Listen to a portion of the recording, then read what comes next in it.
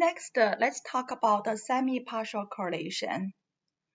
Semi-partial correlation meaning that we want to examine the correlation between two variables such as y and x1 with one or more variables partialed out of only x1, the predictor. So the notation is R0 parenthesis 1.2. It means the correlation between y indicated by 0 and x1 with x2 partially out from x1. For example, if we want to study the relationship between engagement and time pressure, we want to partial conscientiousness from time pressure and examine the pure effect of time pressure on engagement. This is a semi-partial correlation between engagement and time pressure with conscientiousness partially out from time pressure. To examine the pure effect of time pressure with conscientiousness partially out from time pressure, we can regress time pressure on conscientiousness. So the predicted time pressure is solely dependent upon conscientiousness. The error term is the amount of time pressure that not influenced by conscientiousness. Therefore, the error term of time pressure equals to true time pressure minus time pressure predicted by conscientiousness. Then, after we figure out the residual time pressure, we could correlate engagement with the residual time pressure. And this example is point 13. As you can see, the basic idea in partial and semi-partial correlation is to examine the correlation among residuals with the error terms of the prediction.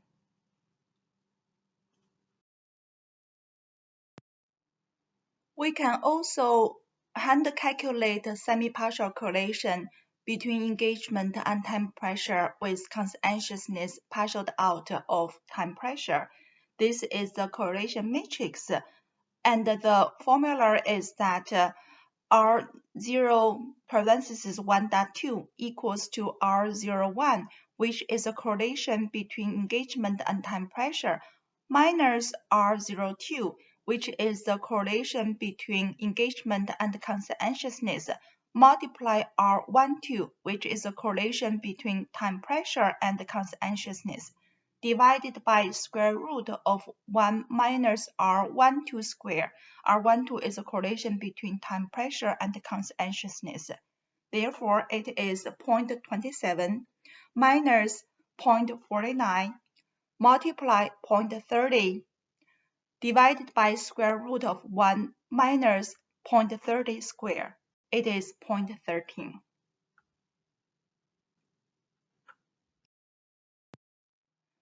Now you can continue in class exercise 5 to hand calculate semi-partial correlation. Y is feeling drained, X1 is amount of workload, and X2 is organizational constraints. Therefore, we want to compute the semi-partial correlation between feeling drained and workload with organizational constraints partialed out from only workload. In other words, we want to see the pure correlation between workload with organizational constraints partially out and feeling drained.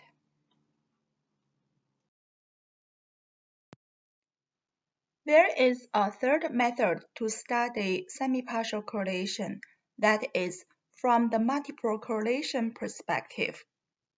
Here is a Venn diagram presenting y, x1, and x2.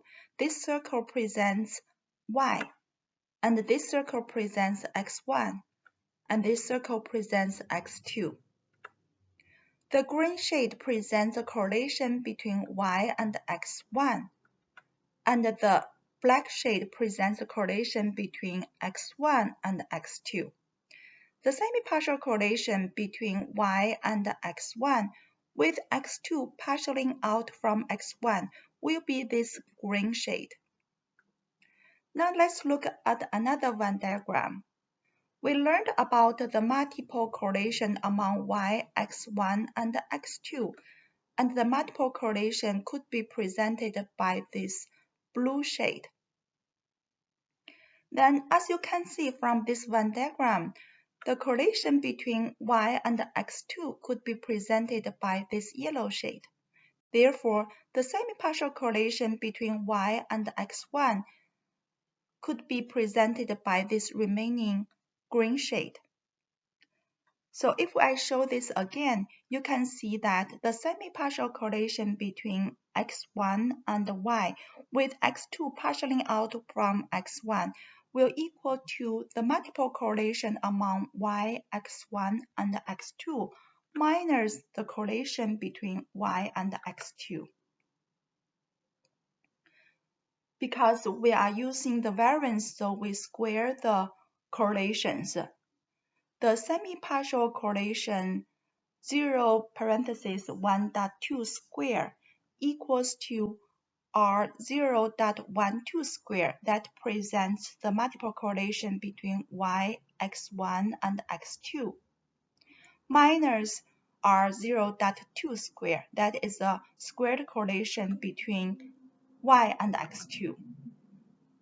To repeat, the semi-partial correlation equals to the squared multiple correlation minus the squared correlation between y and x2. Therefore, as you can see, the semi-partial correlation refers to the difference between two models, a two-factor model and a one-predictor model. In other words, the semi-partial correlation refers to the difference between two models, one of which contains fewer predictors than the other.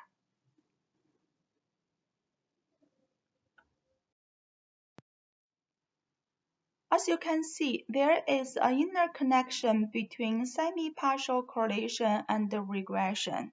From the previous slide, we can see that the multiple correlation among y, x1, and x2 equals to the squared correlation between y and x2 plus the semi-partial correlation.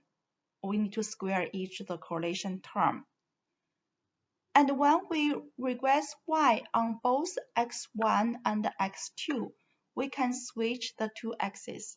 Therefore, the multiple regression, when we regress y on both x1 and x2, it equals to the squared correlation between y and x1, the yellow area, plus the semi-partial correlation, the green area. So, multiple regression is all about the semi-partial correlation. For example, when we regress y on x1 and x2, it equals to the squared correlation between y and x1 plus the semi-partial correlation between y and x2 with x1 partially out from x2. If we have more predictors such as x3, we could add another area that is the squared semi-partial correlation between y and x3 with both x1 and x2 partially out from x3. And when we add another predictor x4, we could do the similar thing.